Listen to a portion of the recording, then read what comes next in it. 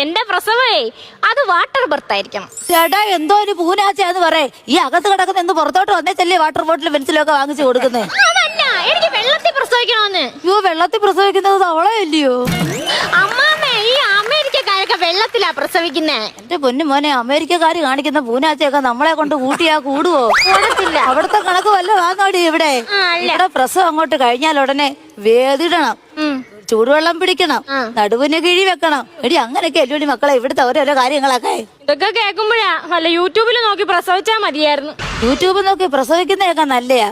പക്ഷെ ഇടയ്ക്കെങ്ങാണ് നെറ്റ് തീർന്നു പോയാ എവളെ ഊപ്പാടും പദവും വരത്തില്ലയോ? എടി അതിനേക്കാളും സുഖമായിട്ട് അമ്മാമ ഈ പേരെടുത്ത് കയ്യിലോട്ട് തരും. അതല്ലേ മക്കളെ അമ്മാമ പറഞ്ഞേ. മോനെ ഇത് കഴിയുമ്പം വേദനണമെങ്കിൽ ചന്ദനത്തിന്റെ തടി വേണം, ഈട്ടിയുടെ തടി വേണം, പറങ്കാവിന്റെ തടി വേണം, പ്ലാവിന്റെ തടി വേണം. അമ്മാമ്മയോട് തടിയെടുത്താ എന്റെ പ്രസവേ അത് വാട്ടർ ബർത്ത്